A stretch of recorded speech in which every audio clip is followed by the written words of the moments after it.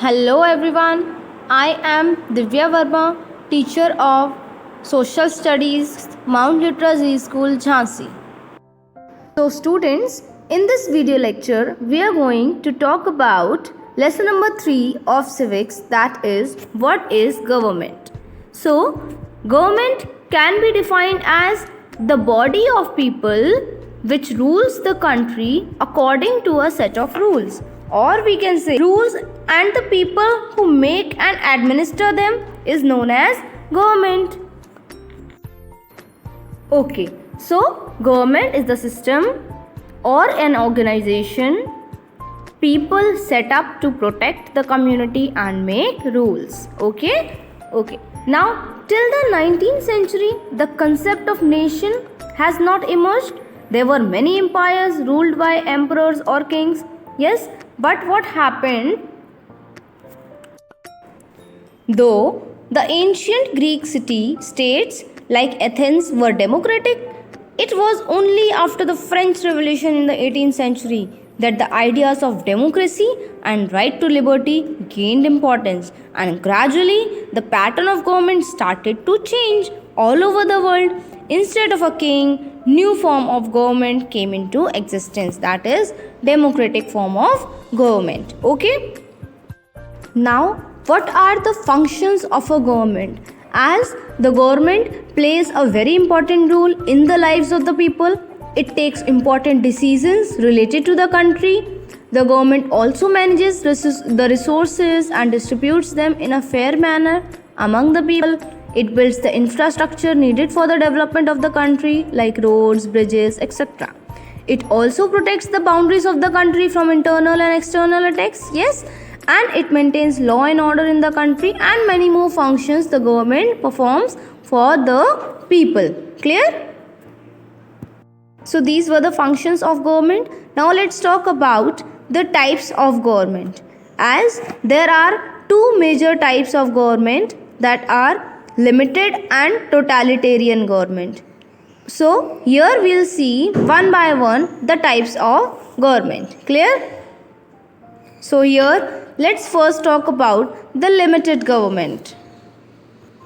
So limited government is a type of government which is constrained by only constitutional law and derives its power from the people. Means limited government वो government है which is constrained by only the constitutional law and it is derived by its power from the people. Yes, as it has subtypes like democracy and constitutional monarchy.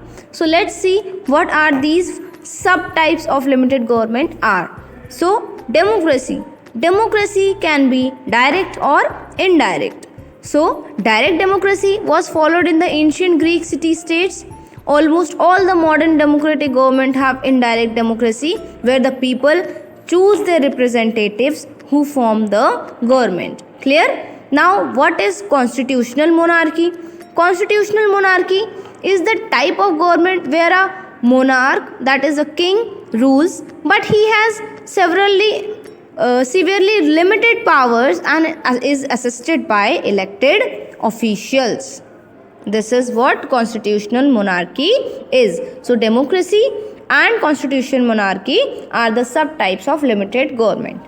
Now, the second type of government is totalitarian government. So totalitarian government is the type of government which is arbitrary and authoritarian, means deriving its power by force only. Okay, the subtypes of this totalitarian government are absolute monarchy and dictatorship. Let's know what is this absolute monarchy and dictatorship. So absolute monarchy, it is a monarchy or is the rule of king or queen. Means if the king exercises supreme power, he or she can become absolute. Clear? So this is absolute monarchy. Now what is dictatorship?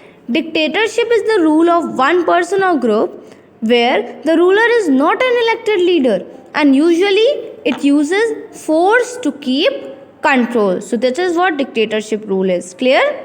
Means in a military dictatorship the army is in control of the state. This is what dictatorship is. So these were some types of government. Now let's talk about the another topic of this chapter, that is the levels of government.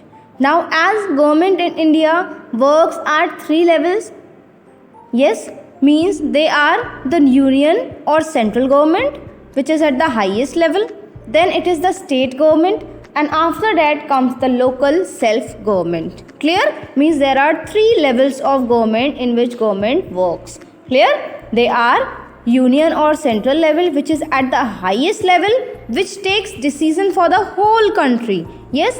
Then comes the state government, which takes decisions that apply only to the people living in that particular state. Then it comes the local self government, means people who live in towns, cities and villages have the power to take certain decisions. These decisions relate to matters that directly concern them, means the government that they form is known as the local self government. Clear?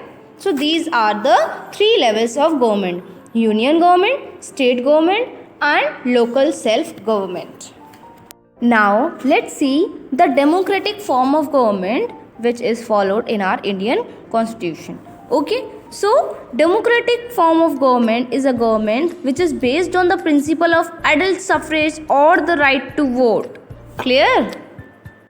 Means democracy is a form of government in which the ruler is elected by the people. Means it is a better government because it is more accountable form of government, in which universal suffrage of India means that every citizen above the age of 18 years is allowed to vote. However, people had to fight to get it. So in democratic form of government, the principle is adult suffrage or the right to vote, where every citizen who is of 18 or above 18 years is allowed to vote and choose the government.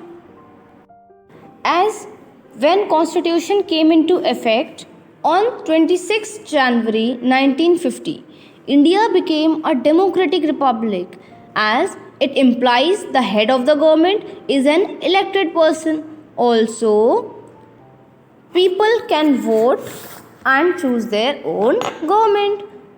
And India has a federal structure of government as well, in which the constitution divides power between the central and the state government, and there exists the organs of government that we'll study in the further topics. But before that, let's talk about some suffrage movements. Students, as before the late 19th century, no women had the right to vote in any political election. Even the British Reform Act of 1832 did not give to all the British people the right of participation in the government. So the British demanded universal male suffrage.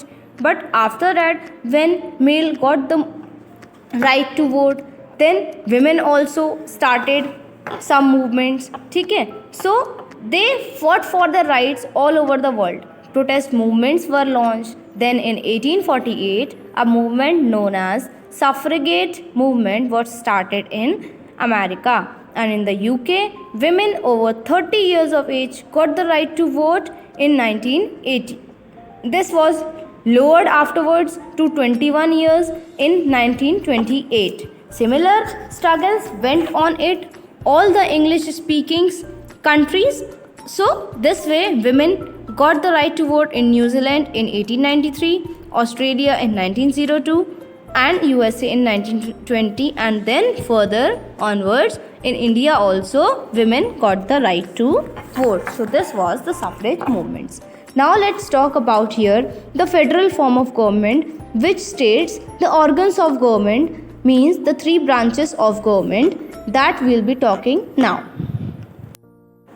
As the constitution makers wanted a strong and fair national government, so to protect individual freedom and prevent the government from abusing its power, the functions of the government were divided amongst three separate branches of government, namely the executive branch, the legislative branch and the judiciary branch. So there were three branches of government, that is the legislative, the one who makes the laws, executive, the one who executes the laws, and the judiciary law, which punishes the wrongdoers. Clear? So there were three branches of government. So they were legislative, executive and judiciary branch. Clear? So the legislative branch is made up of two houses, the upper house or the Rajya Sabha and the lower house or the Lok Sabha.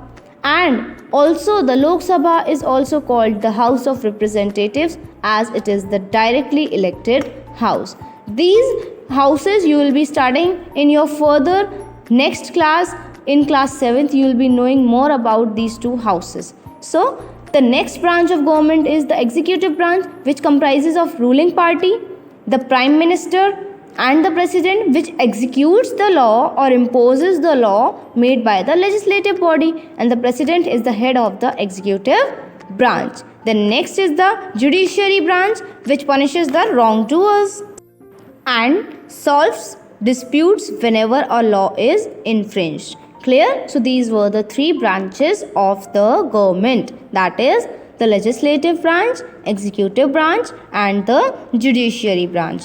Clear? So this was the third chapter of civics, that is what is government. Clear? Now you have to read this chapter on your own from LR as well as from NCERT and try to solve these exercises. Clear? Thank you.